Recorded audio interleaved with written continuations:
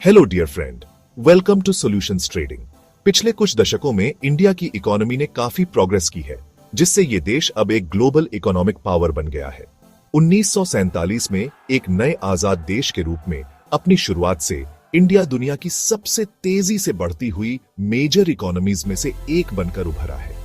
ये सफर चैलेंजेस के बिना नहीं रहा है, लेकिन मुश्किलों को पार करने और इकोनॉमिक एक्सपेंशन की एक स्टेडी गति बनाए रखने में इंडिया का रेजिलियंस और डिटर्मिनेशन साफ दिखता है। जैसे ही हम इंडिया के जीडीपी के डिटेल्स में जाते हैं, हम उन फैक्टर्स को एक्सप्लोर करेंगे जिन्होंने इसकी सक्सेस में कंट्रीब्यूट किया है, आगे आने वाले चैलेंजेस और फ्यूचर में मौजूद पॉसिबिलिटीज। इंडिया का इकोनॉमिक ग्रोथ यहाँ के लोगों की मेहनत, टैलेंट और एंटरप्रेन्योरियल स्पिरिट का सबूत है। देश का जीडीपी, जो उसके इकोनॉमिक आउटपुट का एक पैमाना है, में काफी बढ़ोतरी हुई है, जिसने इंडिया को ग्लोबल इकोनॉमिक जायंट्स में ला खड़ा किया है। इस डेवलपमेंट के साथ साथ लोगों की लिविंग स्टैंडर्ड्स में सुधार, एजुकेशन और हेल्थ केयर तक पहुंच में बढ़ोतरी और पॉवर्टी में कमी आई है। इंडिया की इकोनॉमी में कई अंडरलाइंग स्ट्रेंथ्स हैं, जो कंटिन्यूअस ग्रोथ के लिए एक सॉलिड फाउंडेशन प्रोवाइड करती हैं। सबसे इंपॉर्टेंट एडवांटेजेस में से एक इसकी यंग और एनर्जेटिक पॉपुलेशन है, जो टैलेंट, एनर्जी और एंटरप्रेन्योरियल स्पिरिट के एक बड़े ग्रुप को रिप्रेजेंट करती है। ये डेमोग्राफिक डिविडेंड एक इंपॉर्टेंट एसेट है, जो आने वाले दशकों तक इकोनॉमिक ग्रोथ को बूस्ट कर सकती है, अगर इंडिया अपने बढ़ते वर्कफोर्स के लिए काफी जॉब अपॉर्चुनिटीज क्रिएट कर पाए। एक और इंपॉर्टेंट स्ट्रेंथ इंडिया के डेमोक्रेटिक सिस्टम में है, जो पॉलिटिकल स्टेबिलिटी को बढ़ावा देता है और बिजनेसेस के लिए अच्छा माहौल प्रोवाइड करता है।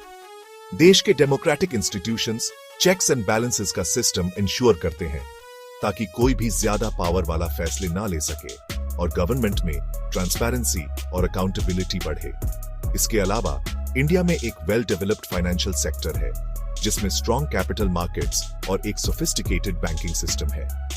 ये बिजनेसेस को एक्सपेंशन और इन्वेस्टमेंट के लिए जरूरी फंड्स तक एक्सेस प्रोवाइड करता है, जिससे इकोनॉमिक एक्टिविटीज को और बूस्ट मिलता है।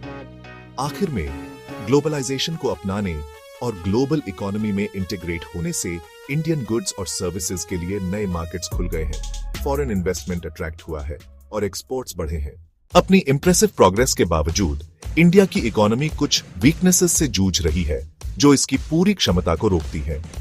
सबसे सीरियस चैलेंजेस में से एक है गरीबी का होना, खासकर गांवों में।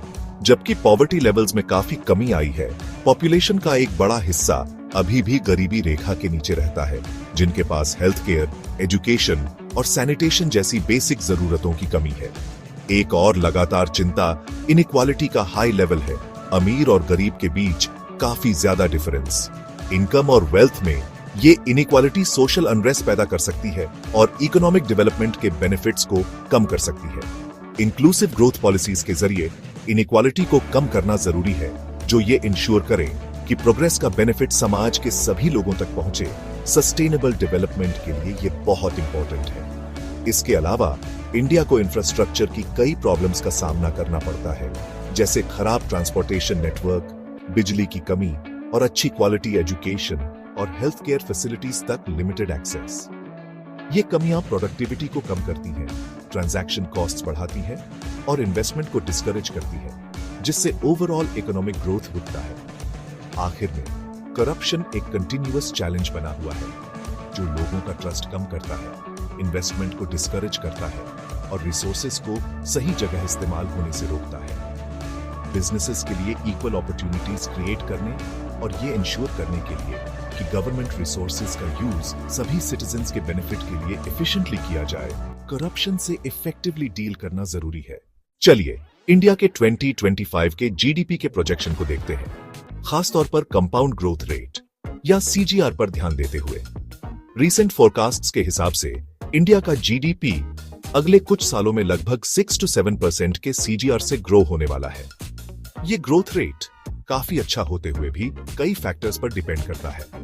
सबसे पहले इंडिया के जीडीपी की स्ट्रेंथ उसके की सेक्टर्स के परफॉर्मेंस पर डिपेंड करती है। सर्विस सेक्टर, जिसमें आईटी, टेलीकॉम और फाइनेंशियल सर्विसेज शामिल हैं, अभी भी एक डोमिनेंट फोर्स है। डिजिटल ट्रांसफॉर्मेशन और आईटी सर्विसेज की ग्लोबल डिमांड बढ़ने की वजह से इसके ग्रोथ से ओवरऑल इकोनॉमिक मोमेंटम बना रहेगा, ऐसा एक्सपेक्टेड है। दूसरा, मैन्युफैक्चरिंग एक क्रूशल रोल प्ले करने वाला है। मेक इन इंडिया इनिशिएटिव, जिसका एम डोमेस्टिक मैन्युफैक्चरिंग को बूस्ट करना और फॉरेन डायरेक्ट इन्वेस्टमेंट को अट्रैक्ट करना है, से इंडस्ट्रियल आउटपुट बढ़ने और जॉब्स क्रिएट होने की उम्मीद है। लेकिन इस इनिशिएटिव की सक्सेस इंफ्रास्ट्रक्चर में इंप्रूवमेंट्स और ईज ऑफ डूइंग बिजनेस पर डिपेंड करती है। एग्रीकल्चर जीडीपी में कम कंट्रीब्यूट करता है, फिर भी इंपॉर्टेंट है। टेक्नोलॉजिकल एडवांसमेंट्स और एफिशिएंट इरिगेशन मेथड्स के थ्रू एग्रीकल्चरल प्रोडक्टिविटी बढ़ाने से रूरल इनकम्स और स्टेबल हो सकती है और इकोनॉमिक ग्रोथ को सपोर्ट मिल सकता है। इन पॉजिटिव इंडिकेटर्स के बावजूद कुछ अंडरलाइंग वल्नरेबिलिटीज हैं। गरीबी का बने रहना, इनकम इनइक्वालिटी और इंफ्रास्ट्रक्चर की कमियां सस्टेनेबल ग्रोथ के लिए चैलेंजेस हैं। टारगेटेड पॉलिसीज और इंक्लूसिव ग्रोथ स्ट्रेटजीज के थ्रू इन इश्यूज को एड्रेस करना एक स्ट्रॉन्ग इकोनॉमिक फाउंडेशन मेंटेन करने के लिए जरूरी है।